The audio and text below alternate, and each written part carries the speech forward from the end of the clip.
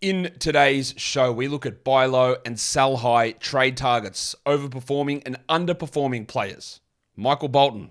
Thanks, Josh. It's Michael Bolton here, and it's time for another episode of the Locked On Fantasy Basketball Podcast. Let's get to it. Let's get to it, indeed.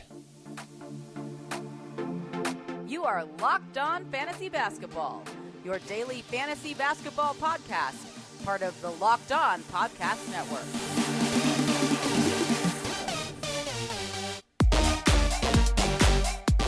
Hello and welcome to the Locked On Fantasy Basketball Podcast, brought to you by Basketball Monster. My name is Josh Lloyd and I am the lead fantasy analyst at basketballmonster.com, and you can find me on Twitter as always at redrock_Beal, on TikTok at redrock_Beal, and on Instagram at Locked On Fantasy Basketball. Today's episode is brought to you by LinkedIn. LinkedIn Jobs helps you find the qualified candidates that you want to talk to faster. Post your job for free at linkedin.com/LockedOnNBA. We're here to look at fantasy trades now, looking at the guys who are over and underperforming. You know how it goes. If a player is a sell high, it does not mean trade them away. If a player is a buy low, it does not mean go and get them. It's not what it means. A sell high means you see if there's someone out there who is wildly overvaluing their current performance. A buy low means there's someone who is impulsively reactive and is just frustrated and is wants to teach that guy a lesson by dumping them or getting them off their team, and you take advantage. Otherwise, you just let it be. You ride out a high performance. You let the other person keep that player. You don't have to do anything. You don't. It's not a rule that you have to make trades every day in fantasy basketball, offer trades. It's about finding the right value at the right time and trying to maximize your upside and minimize your downside. And with all of that, let's have a look at how we did on this show 2 weeks ago. Want him? Let's get it on, Gilly. All right, 2 weeks ago in the Week 15 buy low, sell high show, this is what we looked at. We looked at Rob Williams as a buy low because there were people hating on him. Man, what am I doing with this guy? How long do I persist? This is ridiculous. And we knew it was going to be a slow build-up. He was 121st. Since then, he's 41st. Literally 2 days ago, I still had people say, man, I can get better production off the waiver wire. What am I doing with Rob Williams? Well, if your waiver wire's got top 50 players on it, good luck to you. But I think there might be just a complete disconnect between what value versus ranking and production actually is.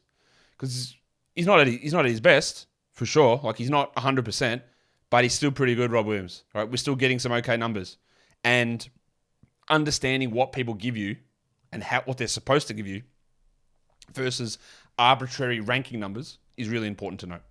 Tyler Hero, this one didn't work out at all. He's been worse. He was 120th. And I said, all right, I think he's going to get better. I think his shooting numbers are going to improve. Apparently not. He is worse, 129th over the last couple of weeks. He was rolling like a top 40 rate earlier on in the season, which felt unlikely to continue. I still think that he's going to be better than this. Pretty confident he's going to be better than this, but this is a prolonged slump now for Tyler Hero. Jamal Murray was 85th. He's 11th since then. It feels like this guy is just all swings all the time. So I could easily have had him on this show. I don't. In the sell high segment, saying, hey, Jared 11's a sell high, see what you can get. And then the next time I do it in 2 weeks, it'll be 80th.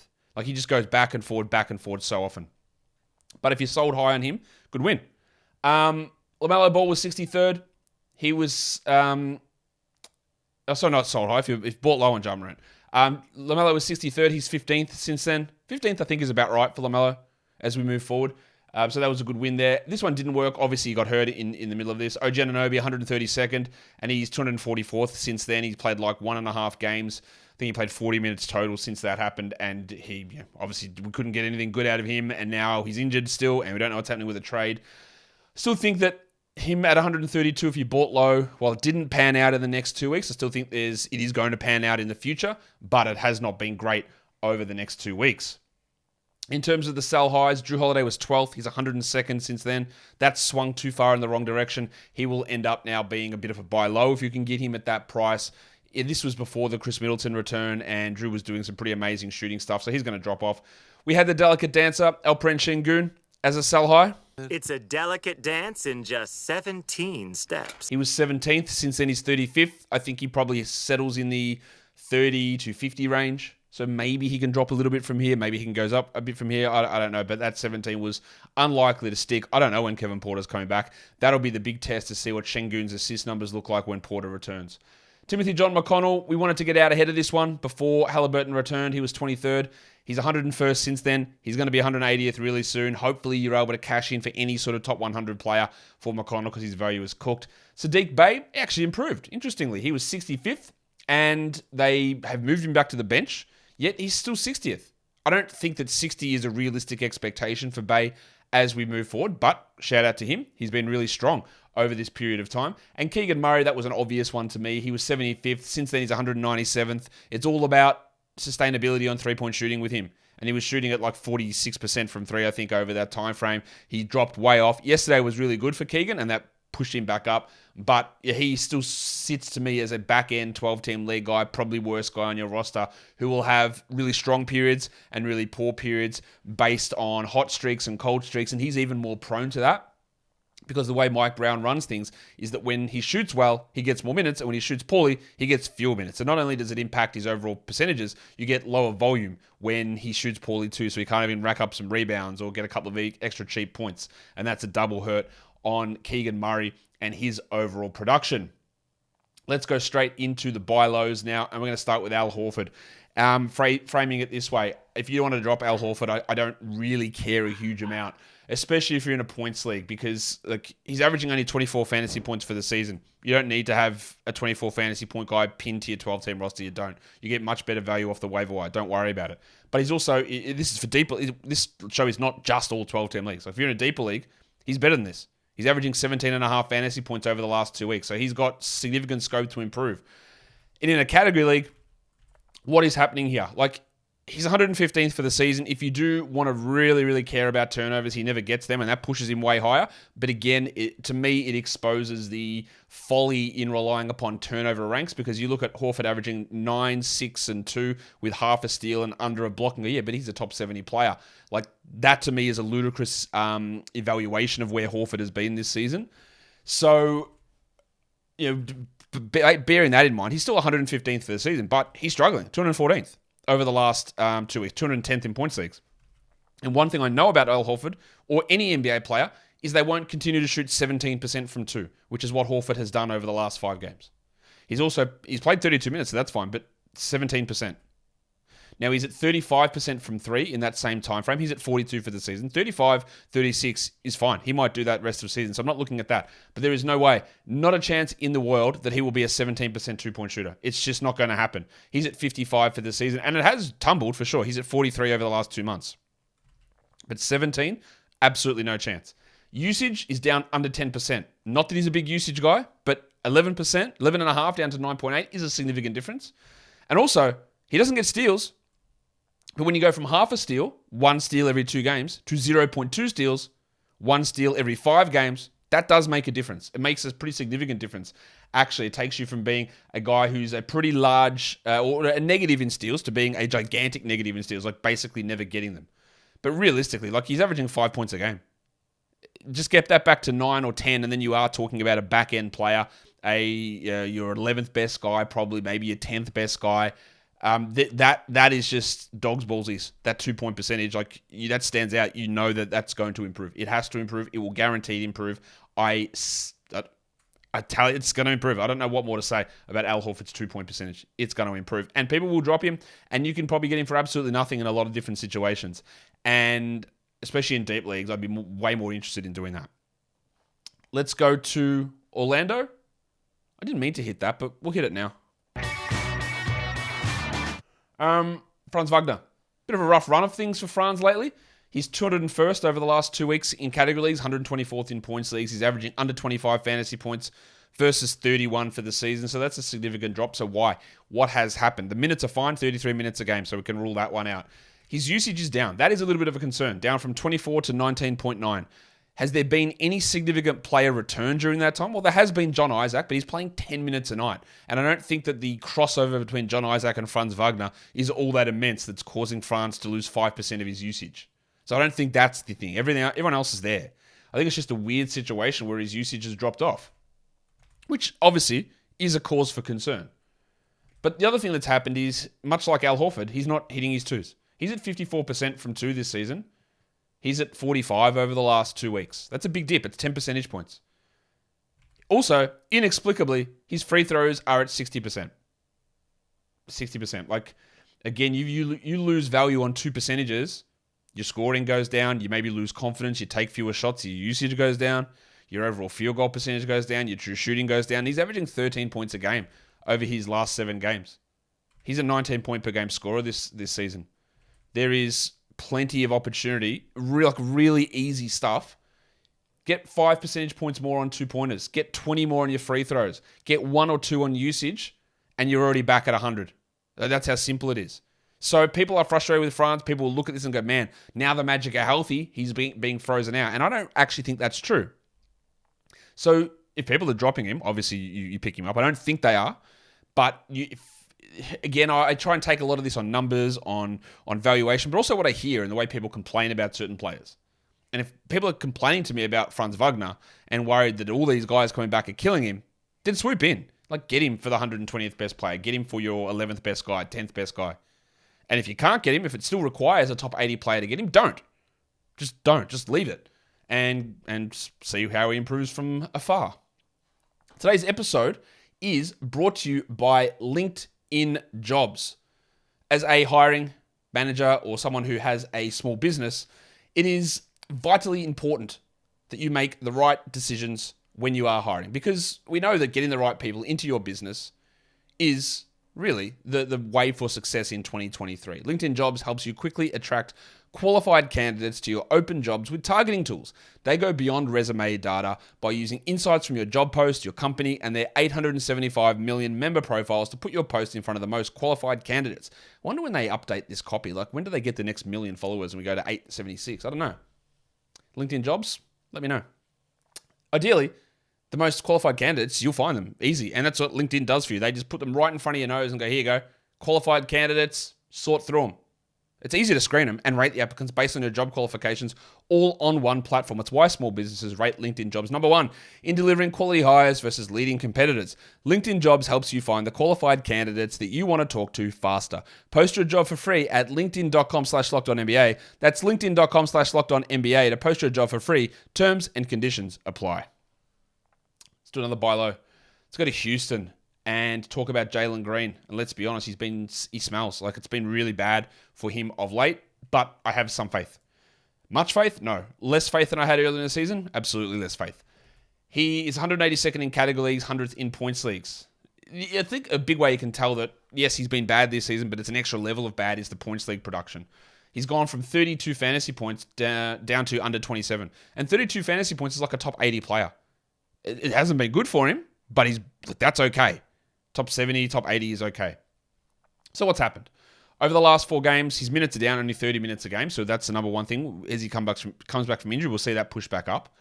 But he can't hit any shots. Now, he has been a bad shooter all season, but there's a difference between being a 41% shooter, which he is, versus a 34% shooter, which he is over the last 4 games. And that includes him shooting under 36% on twos. Now, last season, he hit 50% of his twos. This is what we thought. Okay, 50% on twos, really good baseline as a rookie. Let's add an extra couple of percentage points onto that. Maybe get an extra percentage point on 3-pointers. You play 2-3 extra minutes. You get an extra assist per game. And that pushes you to be a top 80, top 70 player really easily. Unfortunately, he's just regressed significantly. So 50% shooting last season, 47 this season, 36 from 2 over the last 2 weeks. Also, absolutely allergic to rebounds. He was at 4.1 this season. Over the last 4 games, 2.3. That's not accounted for in the minutes reduction. And his scoring has gone from 21.6 to 16 points per game. And in large part, that scoring is down because he's not getting to the line. 5.7 attempts down to 2.8. Is this injury related? Possibly. Is it just poor shooting? Is it a lack of confidence? Possibly as well. We know he has stinking games. But there's a difference between stinking and absolute bottom of the barrel stinking. And at the moment, the shooting is bottom of the barrel stinking. It's 34% on 16 attempts, his field goals. For the season, he's at 41 on 18. And while they're both bad, don't get me wrong, they're both bad. And we know you're punting field goals with it, so it doesn't impact you in that sense. But it impacts your scoring. As you can see, he's 5 points per game fewer than what he has been over the course of the season. 16 points versus 21.6. Let's go to Atlanta for a buy low. Let's go to the Baptist, Johnny Collins. 172nd Collins is in category leagues over the last 2 weeks, 133rd in points leagues. He's averaging just 24 fantasy points versus 28.5 for the season. So what is actually going on? Well, there's something going on with John Collins just in general. All right. I had someone ask me the other day, hey, do I drop John Collins in a 14-team league? That is the level of frustration people have. Of course, I said no, you do not do that. But that's where frustration is. So we look at Johnny Collins and say, last season, he shot 36% from three. The season before, he shot 40% from three. The season before, he shot 40% from three. This season, he's shooting 25%. What is going on? And it's getting worse. He's at 21% over the last 6 games. Now, I'm not even asking for him to get back to 36 or get back to 40. Just hit 33%, mate. Just hit 32. Why can he not shoot at all? At all. These are some of the worst shooting numbers you will see. His 2-point percentage, it's great. 63%. It was at 59 last year, 62 the year before that. That's all great. Just cannot hit a single deep shot. And now he's also decided he doesn't know how to rebound. 3 years ago, he averaged double-digit boards. Over the last 6 games, he's averaging 5. Can't rebound anymore. And, just added on, can't hit free throws. He was a guy that was at 79, 83, 80. He's at 79 this season. Last 6 games, 67. Last 2 months, 73. So not only has he turned into a guy that can't hit threes, he can't hit free throws either. Has he got an injury to his hand that I don't know about? Maybe he has. Because something is way off. And it doesn't take much for him to go back from 67 free throws to 75, 78. It doesn't take much, or maybe it does. It doesn't take much to go from 21 to 32% to be a below average shooter versus the absolute worst 3-point shooter you could possibly find. Grab a rebound, mate. Why are you at 5? You used to be a monster. There is so much troubling stuff going on here that I look at it and go, there's no way that he is this bad. There's no way that this stuff sticks. Maybe he's not great rest of season, but he's going to have a boost at some point. And if people are dropping him in 14-team leagues or considering it, you're swiping him, you're grabbing him, and you're trying to buy him low. I don't think he's going to get traded. But even if he doesn't, it doesn't matter because at the individual production here, it can't get worse. Knock on wood. It can't get worse. Let's go to Washington. Brad Beal. Bealo. 107th over the last 2 weeks in category leagues, 70th in points leagues. It's been really rough this season. This is why he fell into the 40s in drafts. I wasn't worried about the injury from last season. That was a wrist injury and it's fine. And it hasn't been a problem. He's just pinged his hammy 4 times and then sprained his ankle the other day. So there are a lot of people who are very much like, I'm never drafting Brad Beal again. Oh yeah, that's where you go and trade for him. Because those people are done. They're frustrated. He's been, look, for all of how bad he's been, he's 40th per game this season, which is literally exactly where he was drafted. Yes, I know he's missed a lot of games, but he's 40th. But when people are throwing out he is on my do not draft list, never touching this bum again, that's how you know to get in there. 107th in category leagues. He's averaging only 3 fewer fantasy points per game over the last 2 weeks, but people are pissed because he's shooting just 47% from 2 versus 57 for the season. He has not generated a single steal since he returned from injury. That's almost unfathomably, it's almost impossible. Since he came back from injury, not one single steal has he got. That's already going to improve your numbers straight away. Just get a steal, mate. Now, he's not a big steals guy, obviously. He's only at 0.8 for the season. He's at 0.9 last season. He was at 1.2, 1.3 the 2 previous years. It's going backwards. But he's not like a player where he gets 0 steals because they don't exist unless you're Bojan Bogdanovic. And for a guy that's been a great free throw shooter, 84, 89, 83, 85 this season, well, he's at 77 over the last 5 games. There are very clear indicators of Beal getting back to at least top 70, probably top 50. And if people are do not drafting this guy based on production, get him. You don't have to give up top 40 numbers, 50, 60, maybe even top 70 to get him. And I would be very, very interested in acquiring him, knowing or feeling pretty good that the price is low there. Today's episode is brought to you by FanDuel. This year, the only app that you need at your Super Bowl party is FanDuel, America's #1 sportsbook. We're really excited about our new sports betting partner for Locked On because they're the #1 sportsbook in America, FanDuel. And if you're new to FanDuel, that's even better. They have so many great features that make betting on sports fun and easy. Download FanDuel now so you can bet Super Bowl 57 with a no-sweat first bet. You'll get up to $3,000 back in bonus bets if your first bet doesn't win. FanDuel lets you bet on everything from the money line to point spreads to who will score a touchdown in Super Bowl 57. Let's have a look. We haven't checked in on the odds for Super Bowl 57 recently, and they are exactly the same. The Eagles are still 1.5-point favorites, but we've got anytime touchdown scorer odds up here. Let's have a look. Isaiah Pacheco, plus 120. Travis Kelce, minus 115. Yeah, I'm not sure that's a good bet because I think he's going to get it, but the odds aren't really good there. What about Jalen Hurts, plus 100? And it's not just passing, it's got to be rushing. So he's second highest odds here Second lowest odds, Jalen Hurts to score a touchdown. You can find all that over at FanDuel. The Sportsbook app is safe, secure, and super easy to use. And best of all, you can get paid your winnings instantly. So join FanDuel today at FanDuel.com/lockedon to claim your no-sweat first bet on Super Bowl 57. That's FanDuel.com/lockedon. Make every moment more with FanDuel, official sportsbook partner of the NFL. Let's do it. Let's rip the Band-Aid off 20 minutes in. Let's do sell highs and let's talk Cam Thomas. Because I know what the immediate refrain's going to be. Well, Josh, you can only sell high in a taco league, mate. Okay, cool. If you can't sell him high in your league, just enjoy what's happening. All right, that's totally okay. But not every league that allows things to happen is a taco league. Lots of stuff happens in lots of different leagues. And I went through and had a look at the transaction trends on Yahoo. And while there are plenty of people who look at him and say, well, okay, Cam Thomas was traded alongside Jabari Smith for RJ Barrett. That's not an overvaluation of Cam Thomas. I think that's actually pretty okay. Cam Thomas and Killian Hayes for Kyle Kuzma? I don't know, maybe we're getting a little bit crazy there. Cam Thomas for Karis LeVert? Probably rather Cam Thomas, to be honest. Like, I don't value LeVert that highly. So is that Cam Thomas for Rui Hachimura? That's a nothing trade. All right, that's not overvaluing him. That's fine. Then we go to Cam Thomas for Paul George. Oh. Huh? Okay. Cam Thomas and Norman Powell for Rob Williams. Oh. Cam Thomas for Desmond Bain. Okay. Cam Thomas, Eric Gordon, Terry Rozier for Donovan Mitchell.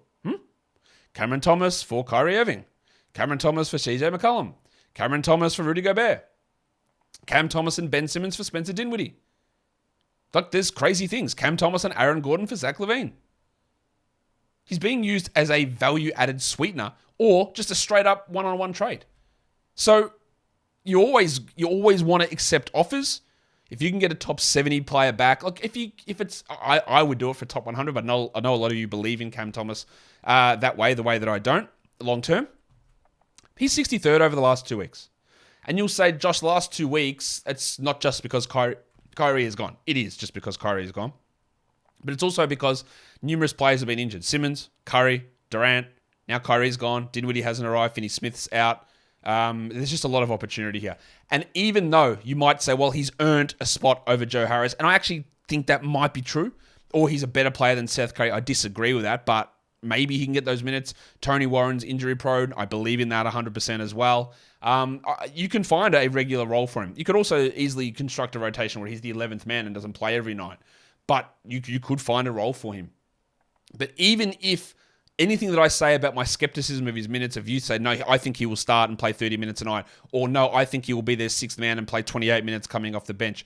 Even if that is what ends up happening, I don't agree that's what will happen. But even if you think that's what will happen, there's stuff here that's not going to last. He's averaging 28 fantasy points versus 14 for the season. And I'll tell you why it's not going to last. Because over the last 2 weeks, he's shooting 59% from three. This is a man who shot 27% from three last season and shot, I think, 30% at LSU.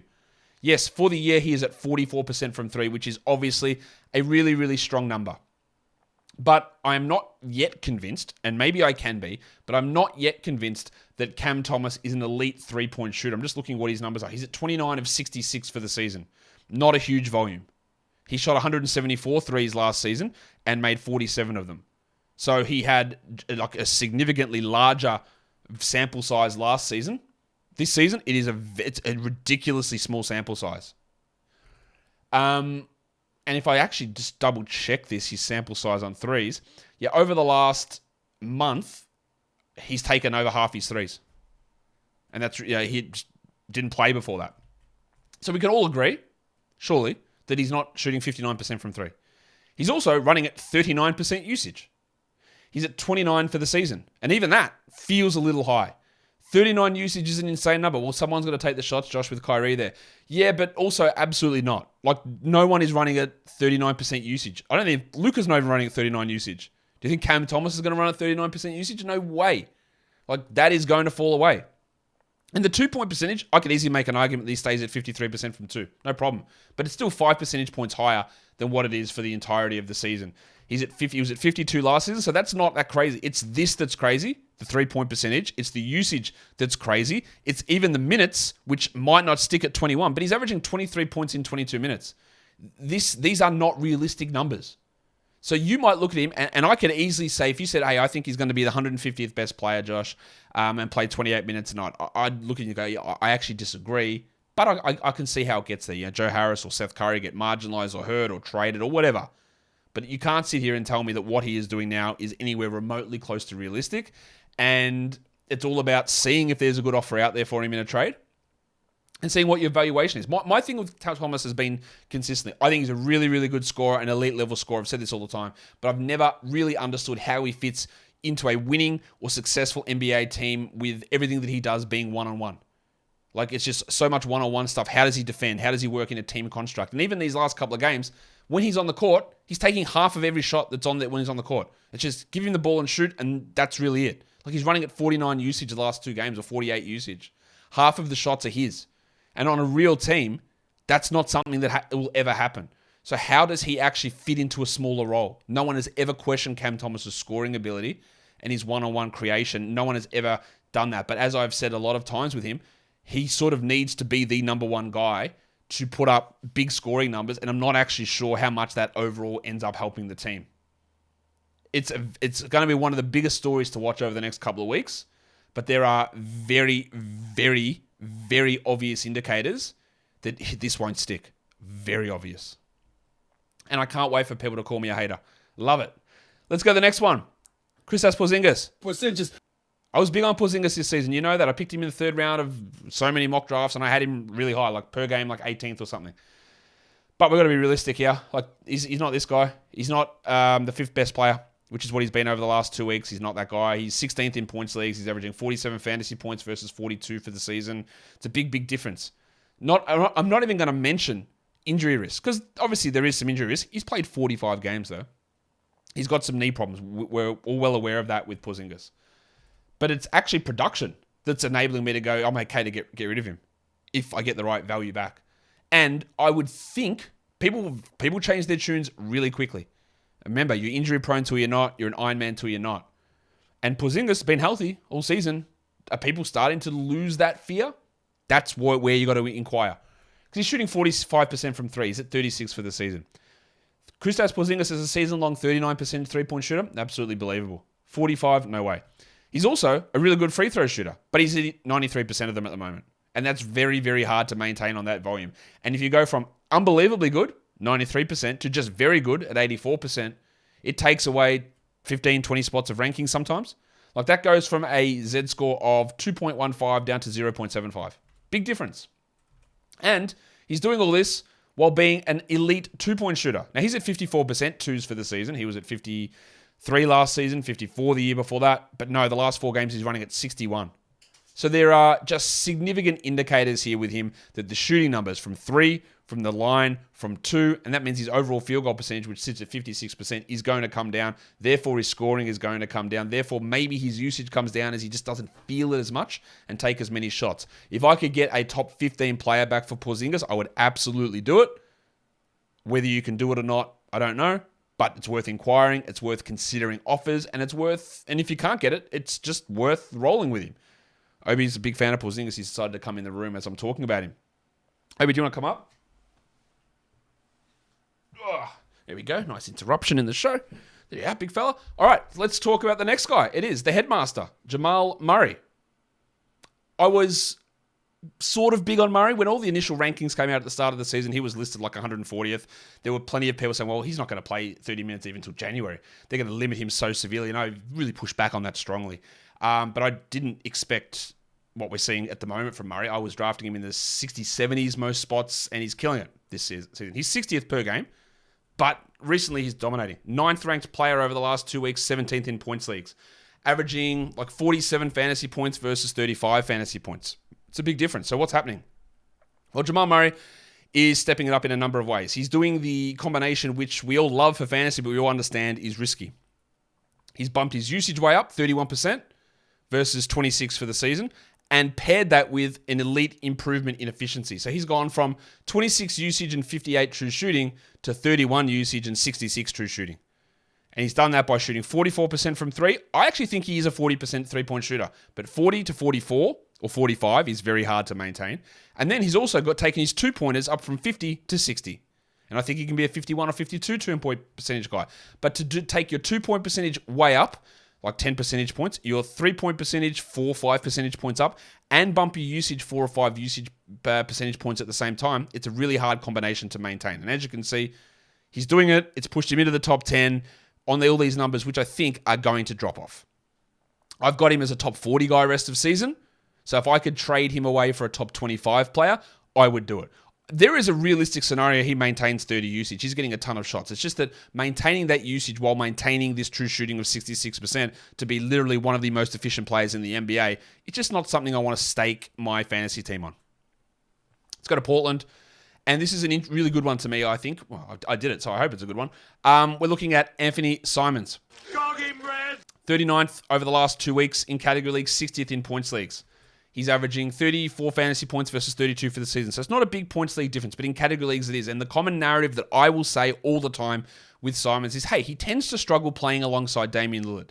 And that has been true because he generally tends to not have the ball in his hands as much, and we just don't get this stuff. Now, I'll focus firstly here on assists. He's at 5.7 over the last 2 weeks versus 4.1, and that's while Lillard has been going off. That's really interesting. If he can maintain 5.7 assists, I'm all ears. That's very intriguing. But what he has done at the moment is that we see these big games and people look at the big games that Simons has been putting up. And he has been putting up big games, and those rankings would suggest exactly what he's done. 21, 26, 33, 27, 21 points the last 5 games, including a game with 9 threes. Like that's obviously really good, and we're not denying that. But people say that, go, see, Josh, he can play alongside Dame. And yes, I do agree that he's been really good. But he's shooting 46% from 3. Like, if he wasn't, and if he had a cold streak and shot 35% from 3, then we'd be looking at him scoring 18 points. He hasn't had a single rebound in either of the last 2 games. He has got 2 steals over his last 6 games. And yes, the assists are really encouraging, but if he wasn't shooting at a number that he's not able to continue to shoot at, 46 from 3 and 61 from 2, then everyone would be going, oh yeah, he actually can't play with Dame. But everything's going in. And it is changing that narrative. So, is he a top 40 guy rest of season? I don't believe so. I would be very happy to get a top 55, top 60 guy back in a trade for Anfernee Simons, because I look at that and go, there's no way he's a 46% three-point shooter or shooting 61% from 2, let alone continuing to do both at the same time. The assists, you could argue they stay high. I've got no problem with that. Maybe he is going to just play off and be a guy facilitating Dame, who's on an absolutely red-hot streak at the moment as well, and continue to do that. Because what he's doing at the moment is based actually on lower usage. He's at 23 usage versus 25 for the season. So he is seeing less of the ball, which is one of my concerns with him playing with Dame, is the lower usage. But he's buffering that. He's pushing it up by being an otherworldly shooter, hitting 68 true shooting over that time, which I just don't believe is going to be able to persist. The last one we're going to look at, we'll go to Phoenix, and it's Mikal Bridges. And this one's a little bit tougher to look at. 53rd over the last 2 weeks in categories, 51st in points. He's averaging almost 36 fantasy points versus 32 for the season. But what's happening here? Devin Booker's returning today. And we look at a few of the numbers. He's at 25 usage over the last 2 weeks, Bridges. He's only at 19 usage for the season. He was at, hold on to your dicks, he was at 15 usage last season. And what's happened this season? Chris Paul has been out. Devin Booker's been out. And Bridges has seen a big spike. Now, if Paul and Booker are both playing at the same time, does Bridges move back from 25 down to closer to 15? Does he move to 19? Does he move to 17? It is a big dip. And we have just become accustomed to Bridges being this 24, 25 usage guy. Because he's been doing it for 2 months, basically since Booker's been out and since Paul's been out of that crossover. That's what he's been doing this whole time. Where will he fit on the usage totem pole with a healthy Cam Johnson, Devin Booker, Chris Paul, DeAndre Ayton? Is he the 5th offensive option in the starting group? Because if he is, that's going to fall. Also, he averaged 2 assists per game last season. 2 assists per game the year before that. 1.8 assists per game the year before that. He's at 3.6 this season, but 4.3 over the last 2 weeks. Is that because the secondary facilitator Devin Booker has been out? Or at times the primary facilitator Chris Paul has been out? I would have to suggest yes. I think he can average over 3 this season. They have shown a marked more willingness to let him run some stuff, but I don't think it's sticking at over 4. I don't think he's doubling his assist rate from last season because, again, so much has been fueled by the absence of either Paul or Booker or both, and now they're both going to be back. Interestingly, his free throw attempts are up from 3.1 to 5 as well. He attempted under 2 last season, so this all ties into usage. Way more Mikal as the primary offensive option. Maybe this sticks? I don't really think it does. There are a few things here. Again, this could just be me thinking that overthinking the Booker return, but high usage, high assists, high free throw attempt rates. And yes, his shooting numbers have been poor all season. He was at 53 from the field last season. He's at 46 this season. But a lot of what he was doing shooting-wise last season always felt weird. Like 63 from 2 is so weird for a wing. And he's at a much more manageable 54% over the last month from 2. And I think that's probably a realistic place to stick. But I worry about the assists, the free throw attempts, the usage overall here, and what that does to his numbers. If you can get a top 50 player, maybe you can. I would do that. I think he hovers in the 80 to 70 range as we move forward. So it's not a big sell high. I just worry there is going to be a drop off here.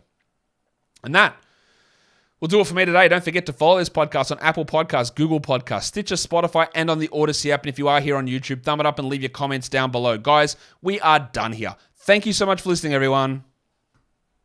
See ya. Didn't mean to push that.